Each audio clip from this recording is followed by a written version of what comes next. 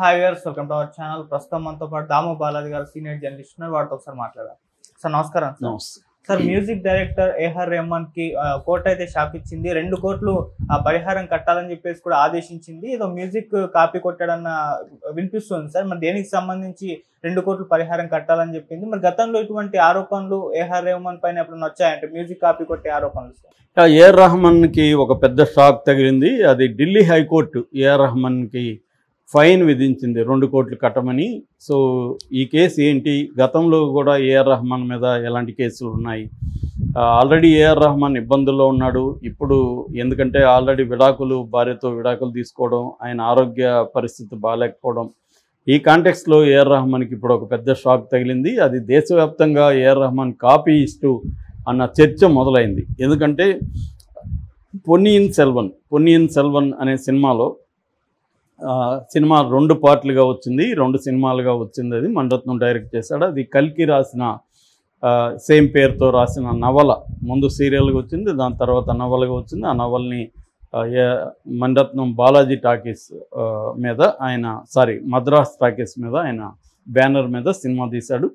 So ఇప్పుడు AR Rahman ఒక పాటని వీర రాజ వీర అనే ఒక పాటని కాపీ కొట్టారు అని చెప్పి కేసు ఢిల్లీలో వేసిన వాళ్ళు ఎవరంటే ఫయాజ్ వాసుపుద్దీన్ అనే ఒక వ్యక్తి వేశాడు. ఈ ఫయాజ్ వాసుపుద్దీన్ కూడా సింగరు, పద్మశ్రీ ఆయనకు వచ్చింది గతంలో.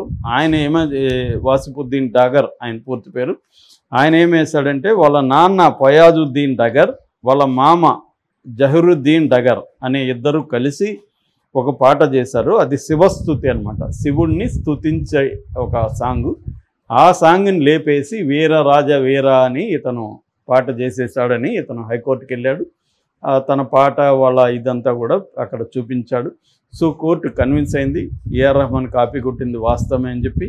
అందుకని ఏఆర్ రెహమాన్ని 2 కోట్లు కోర్టు రిజిస్ట్రీ దగ్గర డిపాజిట్ చేయమని చెప్పింది. ఈ కేసు ఇంకా విచారంలో ఉంది. కానీ 2 కోట్లు చేయమనిందంటే అర్థం ఈ కాపీ కొట్టాడని కన్విన్స్ అయినట్టుగానే అని చెబుతున్నారు. సో ఇది ఏఆర్ రెహమాన్కి పెద్ద దెబ్బగా మనం చెప్పుకోవచ్చు. ఎందుకంటే గతంలో కూడా ఏఆర్ రెహమాన్ చాలా ఆరోపణలు వచ్చాయి. ఇది మద్రాస్ హైకోర్టులో కూడా కేసు ఆల్రెడీ ఉంది. 2023లో జీవి ప్రకాష్, సంతోష్ నారాయణ, ఏవి రెహమాన్ ఈ ముగ్గురి పాటలకు సంబంధించి జిఎస్టీ అధికారులు వాళ్ళకి నోటీసులు ఇస్తే డబ్బులు కట్టమని, జిఎస్టీ కట్టమని. ఇవి లేవు, మేము ఒరిజినల్గా మావే కాబట్టి మాకు మ్యూజిక్ పేటెంట్ వర్తిస్తుంది కాబట్టి జిఎస్టీ వర్తించుదని వీళ్ళు కోర్టుకు వెళ్ళారు. కోర్టు వీళ్ళ వాదంతో ఏకీభవించకుండా జిఎస్టీ వాదంతోనే ఏకీభవించింది. అక్కడ కూడా వీళ్ళది ఒరిజినల్ కాదని కోర్టు నమ్మినట్టుగా మనకు అర్థమవుతుంది.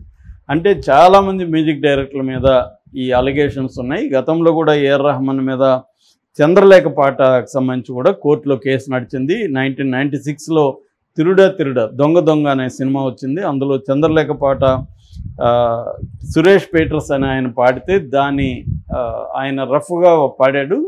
ఇది రఫ్ అని చెప్పి ఆయన పక్కన పెట్టారు. కానీ ఫైనల్ వెర్షన్లో ఈయన వాడేశారు. ఈయనకి డబ్బులు ఇవ్వడం కానీ పేరు ఇవ్వడం కానీ ఏమి చేయలేదు, ఈయనకి చెప్పలేదు కూడా.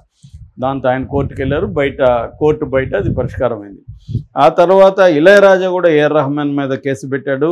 విక్రమ్ వేదాలో తన పాటలను వాడుకున్నారనేది ఇళయరాజా. ఈ మధ్య ఇళయరాజా అందరికి కూడా నోటీసులు పంపిస్తున్నారు. ఎక్కడైనా స్టేజ్ మీద పాడితే కూడా ఇళయరాజా నుంచి నోటీసులు వచ్చేస్తాయి. అందుకని ఈ మధ్య ఇళయరాజా మీద జోకులు కూడా మొదలైనవి. బాత్రూంలో ఇళయరాజా పాట పాడితే కూడా వస్తుందేమో అన్నట్టుగా అయిపోయింది.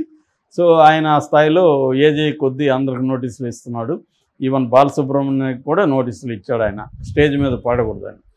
నిజానికి ఇళయరాజా మీద కూడా విపరీతంగా కాపీ మ్యూజిక్ కొట్టాడని నేను పర్సనల్గా ఆ మధ్య ఇళయరాజా మ్యూజిక్ని చాలా పాప్ మ్యూజిక్ ఇవన్నీ తీసుకొని పరిశీలిస్తే చాలా సినిమాల్లో పాటల నుంచి బ్యాక్గ్రౌండ్ నుంచి ఇళయరాజా లేపేశాడు అనేది మనకు క్లియర్గా అర్థమవుతుంది. For example Italian musical band, horror band ఉంది, గోబ్లిన్ అని, డెత్ ఎస్ఎస్ అని. ఈ 2 బ్యాండ్లు కానీ విని ఇళయరాజా బ్యాక్గ్రౌండ్ స్కోర్ వింటే చాలా వరకు వాటిలో నుంచి లేపాడు అనేది అర్థమవుతుంది. అట్లాగే ఇంకా పాప్ మ్యూజిక్ చాలా వాటిల్లో నుంచి కూడా లేపాడు. కాకపోతే ఏంటంటే ఆయనకి నేటివైజ్ చేయగలడు, అక్కడ తీసుకొని నేటివైజ్ చేస్తాడు మ్యూజిక్ని. కొన్ని ఇప్పుడు సీతాకోక చిలుక లాంటి దాంట్లో 2-3 ట్యూన్లు అయితే యాజ్ ఇట్ ఈజ్గా మనకు ఉన్నాయి. ఒళ్ళంతా తుల్లింత ఇవన్నీ యాజ్ ఇట్ ఈజ్గా కనబడతాయి. సో మ్యూజిక్ డైరెక్టర్లు కానీ, రైటర్లు కానీ, డైరెక్టర్లు కానీ ఇతర సినిమాల నుంచి కాపీ కొట్టని వాళ్ళు ఎవరు కూడా ఉండే అవకాశం లేదు. అది షార్ట్లనే కొట్టచ్చు. ఇప్పుడు రాజమౌళి సినిమాలు తీసుకుంటే అనేకం సీన్లు మనకి హాలీవుడ్లో కనపడతాయి. ఇది అందరూ చేసే పనే. ఎత్తిపోతల పథకం అంటారు దీన్ని, అందరూ చేస్తారు. కాకపోతే ఇది మోరల్గా రైటా రాంగ్ అనేది చర్చ వేరే వ్యవహారం. కానీ కాపీరైట్ పరంగా మాత్రం లీగల్గా ఇరుక్కుంటే మాత్రం ఇటువంటి ఇబ్బందులు వస్తాయి. ఏఆర్ రెహమాన్ ఇరుక్కున్నట్టుగా తెలుస్తుంది. అట్లాగే జెంటిల్ మ్యాన్లో కూడా ఒట్టగతై కట్టిగో అనే ఒక పాట ఉంది. దాంట్లో పాకిస్తానీ సింగర్ నూర్ తహ్రీన్ నుంచి దిల్కా జియా అనే దీంట్లో నుంచి లేపాడని ఆయన కంప్లైంట్ ఇచ్చాడు. అప్పుడు కూడా గొడవైంది. అట్లాగే సత్రంగి రే దిల్సేలో పాట ఉంది. ఆ పాటను కూడా వ్యాంగలిస్ 1492 కాన్క్వెస్ట్ ఆఫ్ ప్యారడైజ్ అనే ఒక ఆల్బమ్ నుంచి లేపాడు ఏఆర్ రెహమాన్. తర్వాత తేరే బినా గురువులో అది కూడా పాక్ సింగర్ మెహదీ హసన్ గజల్లో నుంచి లేపాడు. గులోం మే రంగ్ బరే అనే ఒక పాట నుంచి లేపాడని కూడా ఆయన అప్పుడు కంప్లైంట్ ఇచ్చాడు. అట్లాగే ఓకే జాన్ ఎన్నా సున్నా అనే పాటను కూడా కోల్డ్ ప్లే అనే వాళ్ళ బ్యాండ్ నుంచి సైంటిస్ట్ అనే ఒక ఆల్బమ్ నుంచి లేపారనేది కూడా అప్పుడు వచ్చింది. అట్లాగే కెహనా హైక్యా బాంబే 95లో వచ్చిన బాంబేలో పాకిస్తాన్లో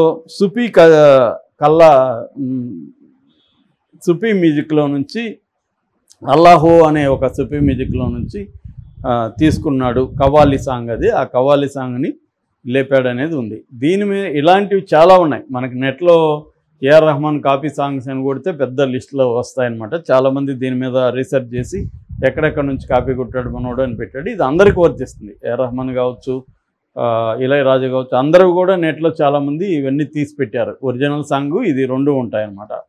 సో వీళ్ళేంటంటే వెస్ట్రన్ దగ్గర నుంచి తీసుకోవడం, లేకపోతే యూరోపియన్ మ్యూజిక్ నుంచి తీసుకోవడం. ఇవాళ ఏంటంటే ఒకప్పుడు కూడా కాపీ కొట్టేవాళ్ళు, అది అందరికీ తెలిసేది కాదు. ఇవాళ ఏంటంటే ఓల్డ్ మ్యూజిక్ అంతా మనకు అందుబాటులో వచ్చేసింది. ఇంటర్నెట్లో కూర్చొని మనం అన్నీ డౌన్లోడ్ చేసేయచ్చు. సో ప్రపంచంలో ఏ మ్యూజిక్ అయినా వచ్చేసింది. కొన్ని లక్షల ఆల్బమ్స్ ఇవాళ యూట్యూబ్లోనే కొన్ని లక్షలు ఉంటాయి. కాబట్టి మనం లేపడం అనేది పెద్ద విషయం కాదు. రెండోది, మన పాత మ్యూజిక్లో ఇండియన్ మ్యూజిక్ నుంచి కూడా మళ్ళీ లేపే వ్యవహారాలు ఉన్నాయి. అట్లాగే క్లాసికల్ దీని నుంచి కూడా బీథోవెన్ లాంటి వాళ్ళ నుంచి కూడా అందరూ లేపేసిన వాళ్ళే.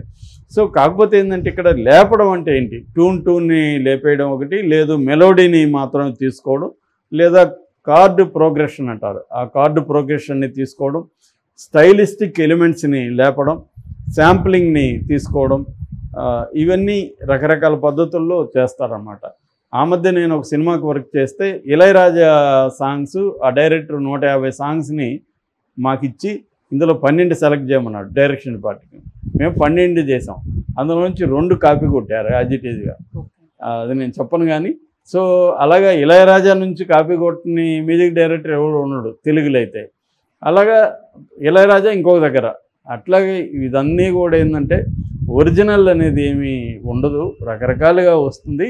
దీని మీద ఏఆర్ రెహమాన్ కూడా మాట్లాడాడు. కాకపోతే ఇప్పుడు కాదు, గతంలో ఆయన ఈ ఆరోపణ చేసినప్పుడు ఆయన ఏమన్నాడంటే, నేను డైరెక్ట్గా ఆన్సర్ ఇవ్వలేదు కానీ నేను ఫ్యూజన్ చేస్తాను మ్యూజిక్ని, అంటే ఇంటర్నేషనల్ వెస్ట్రన్ మ్యూజిక్ని ఇండియన్ మ్యూజిక్ని కలిపి ఫ్యూజన్ అనేది బ్లెండ్ అనేది చేస్తాను. సో ఆ బ్లెండ్ చేసినప్పుడు వేరే పాటల ఇన్ఫ్లుయెన్స్ దీని మీద ఉన్నట్టుగా మీకు అనిపిస్తుంది. ఈ బ్లెండింగ్ అనేది నా యూనిక్ సిగ్నేచర్. అది నేను కాపీ అనేది యాజ్ ఇట్ ఈజ్ కొట్టను. కానీ రోజా సినిమాలో మాత్రం వెస్ట్రన్ ఇన్ఫ్లుయెన్సెస్ ఉన్నట్టుగా కూడా ఆయన ఒప్పుకున్నాడు. సో వీళ్ళంతా ఏం చేస్తారంటే మనకి ఇంకా చాలామంది అయితే యాజ్ ఇట్ ఈజ్ లేపి పెట్టేవాళ్ళు ఉన్నారు. కొంతమంది నేను చెప్పినట్టుగా ఇందాక చెప్పినట్టుగా ఆయా ట్యూన్స్ని ఆయా మ్యూజిక్ దీన్ని తీసుకొని వీళ్ళు